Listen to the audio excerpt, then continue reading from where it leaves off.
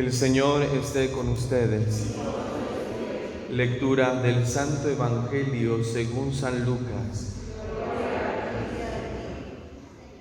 En aquel tiempo Jesús dijo a sus discípulos: fíjense en esto, si un padre de familia supiera a qué hora va a venir el ladrón, estaría vigilando y no dejaría que se le metiera por un boquete en su casa. Pues también ustedes estén preparados, porque a la hora en que menos lo piensen, vendrá el Hijo del Hombre. Entonces Pedro le preguntó a Jesús: ¿dices esta parábola solo por nosotros o por todos?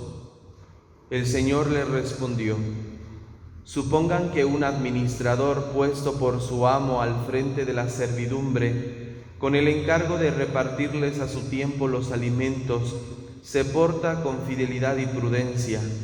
Dichoso ese siervo, si el amo a su llegada lo encuentra cumpliendo con su deber. Yo les aseguro que lo pondrá al frente de todo lo que tiene. Pero si ese siervo piensa: mi amo tardará en llegar, y empieza a maltratar a los otros siervos y siervas, a comer, a beber y a embriagarse, el día menos pensado y a la hora más inesperada, llegará su amo y lo castigará severamente, y le hará correr la misma suerte de los desleales. El siervo que, conociendo la voluntad de su amo, no haya preparado ni hecho lo que debía, recibirá muchos azotes, pero el que sin conocerla haya hecho algo digno de castigo, recibirá pocos. Al que mucho se le da, se le exigirá mucho, y al que mucho se le confía, se le exigirá mucho más. Palabra del Señor.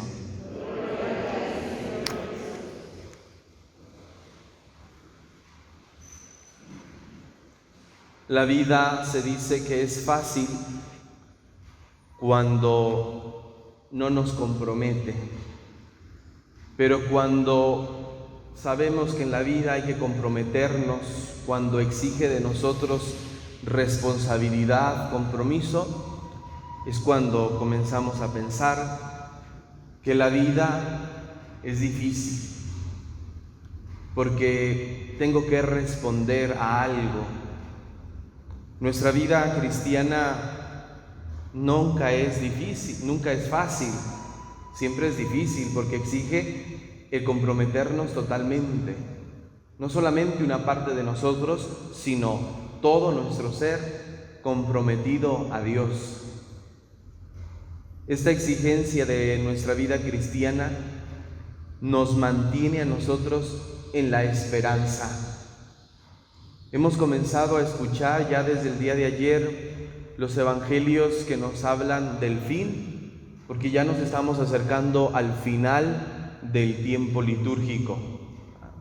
Recordemos que nuestro año litúrgico termina 8 días antes de la solemnidad de Cristo Rey, y en la solemnidad de Cristo Rey comenzamos el nuevo año litúrgico, y eso es el último domingo de noviembre.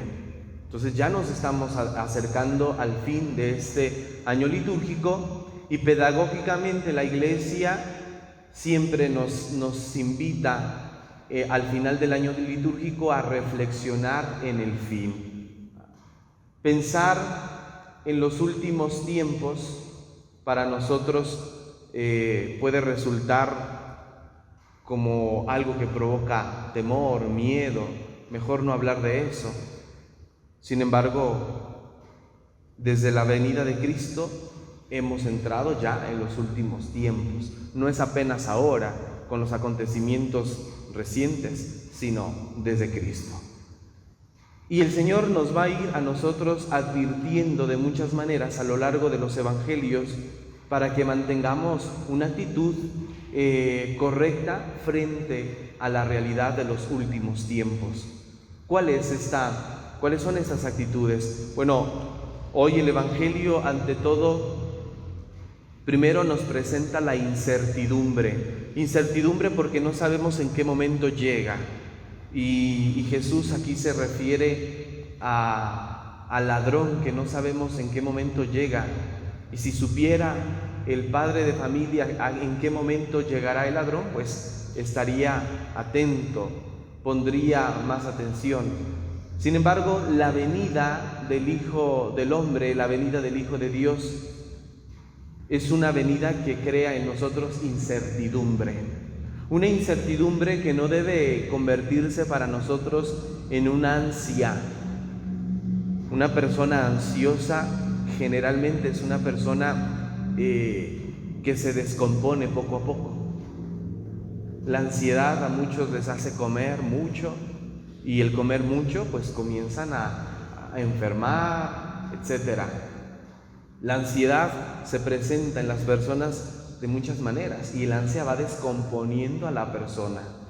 No se trata de que mientras esperamos la venida de Cristo nos descompongamos con una ansiedad que no nos deja. No. Al no saber en qué momento llega el Señor, por lo tanto debemos estar siempre haciendo y cumpliendo nuestro deber. La incertidumbre nos lleva, por lo tanto, primero a una espera. Esperar al Señor, estar siempre preparados porque no sabemos el momento. Siempre debemos estar preparados, no porque no sabemos en qué momento llega, o no porque, como lo dice el Evangelio, como tarda en llegar.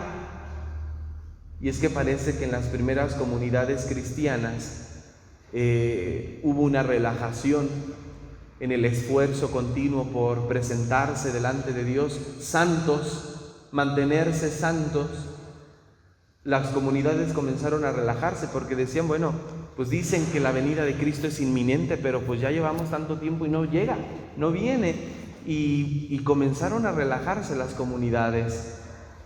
Y en nosotros también puede haber cierta relajación, porque hemos tenido o hemos vivido así a nivel mundial, hemos vivido momentos en los que se nos ha dicho, ya, esta es la fecha definitiva, hasta aquí llegamos todos, y pasamos la fecha y seguimos. ¿Cuántos anuncios a nivel científico, a diferentes niveles, nos han dicho tal fecha es el fin de la humanidad? Y pues aquí estamos todavía. Y eso como que nos lleva muchas veces a decir, no hay que creerle a nadie. Pero ese no creerle a nadie significa o incluye inclusive no creerle a Dios, no creerle que va a venir. Es puro cuento de la iglesia para mantenernos asustados, para que vivamos bien.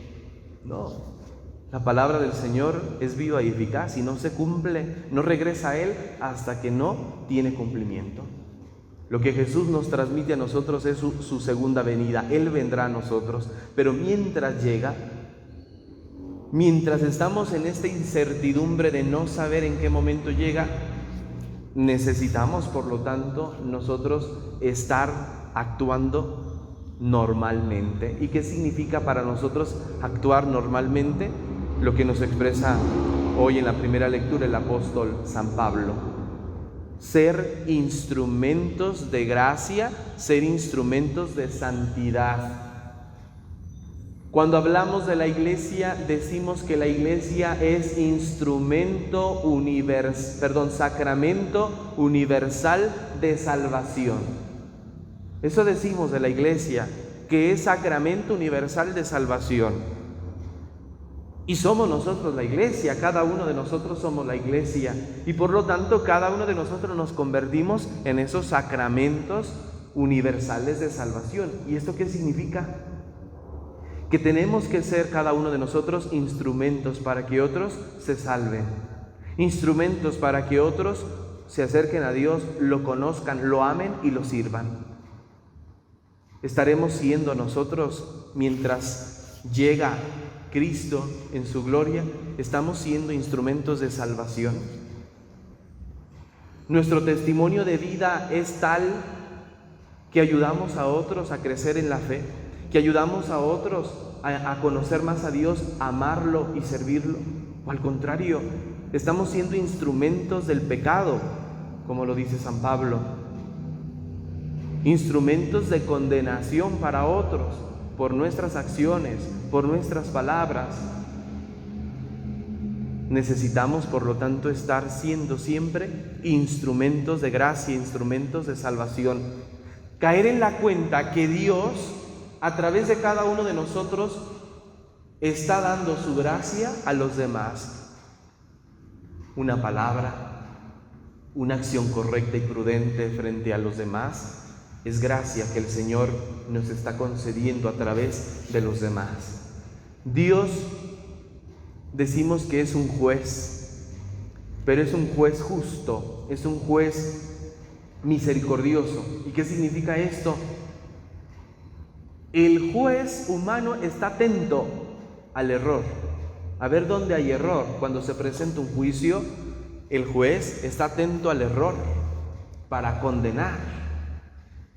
Si no hay error, entonces dicta una sentencia favorable, pero el juez generalmente está vigilando el error. Nuestro Dios no es así. Nuestro Dios, al ser un Dios justo y misericordioso, no mira el error, no está mirando a ver en qué fallamos. No, porque ese no es su papel, no es su función, sino que movido a compasión, sino que movido por misericordia, por amor, nos impulsa, nos motiva a nosotros a obrar rectamente. Preguntémonos entonces en un primer momento, mientras llega la segunda venida de Cristo, ¿estoy siendo instrumento de salvación? ¿Estoy siendo canal de gracia para los demás? ¿O qué estoy siendo para los demás? Porque somos iglesia, y la iglesia es eso, sacramento universal de salvación. El tener presente a Dios, o el tomar conciencia de que Dios está presente siempre en nuestra vida, nos lleva, por lo tanto, a darle el mejor culto a través de nuestros actos. Si siempre somos conscientes de que Dios está presente con nosotros en todo momento, en todo lugar, en cualquier circunstancia, entonces cada momento se convierte para nosotros en una oportunidad de rendirle culto a Dios. No solamente cuando vengo a la iglesia, no solamente cuando comulgo, sino en todo momento, porque sé que Dios está presente, me está mirando. No mirando a ver en qué me equivoco, sino mirando que su gracia que Él me ha dado tenga frutos en mí. Tener conciencia clara de que Dios está presente y por lo tanto tengo la oportunidad de rendirle el mejor culto posible a través de un buen comportamiento, a través de palabras que están fundadas en la verdad. Segundo, el Evangelio también nos hace ver hoy la responsabilidad que cada uno de nosotros tenemos mientras llega el festín prometido, mientras llega Cristo, tenemos una responsabilidad ahora, y nuestra responsabilidad es servir a los demás, porque esas fueron de las últimas palabras también que Jesús pronunció delante de sus discípulos. Nos dice el Evangelio de San Juan que cuando estaban en la última cena, después de que Jesús les lava los pies a sus discípulos, les dice: lo que yo he hecho con ustedes, háganlo entre ustedes. Es decir, sírvanse. Así como yo los he servido, sírvanse. Y más aún, nos recuerda también, y esto lo vimos el domingo pasado en el Evangelio: yo no he venido a ser servido, sino a servir y a dar mi vida en rescate de todos. Mientras llega Cristo, tenemos una responsabilidad, y nuestra responsabilidad es servir. Y nos lo da hoy el Evangelio de San Lucas con el ejemplo del siervo, de aquel administrador que es encargado de los bienes de su señor, y mientras regresa el amo, tiene la obligación, tiene la responsabilidad de dar a cada uno lo que le corresponde, de dar a su tiempo los beneficios a los demás servidores, a los demás criados. Pero dice el texto: Pero si el administrador dice, mi amo tardará en llegar, y comienza a maltratar a los servidores, a malgastar lo que su amo le ha confiado, entonces sufrirá el castigo de los desdichados. ¿Por qué? Porque hay una responsabilidad, tenemos una responsabilidad ahora, y nuestra mejor responsabilidad es servir, que no es otra cosa sino amar. Quien ama sirve, quien sirve ama. ¿De qué manera estamos nosotros cumpliendo nuestra responsabilidad? Estamos sirviendo a los demás. Estamos cumpliendo con ese mandato de Cristo. Lo que yo he hecho con ustedes, háganlo también entre ustedes. Somos capaces de rebajarnos, y lo digo así, de rebajarnos, de humillarnos a tal punto de lavarle los pies a los demás.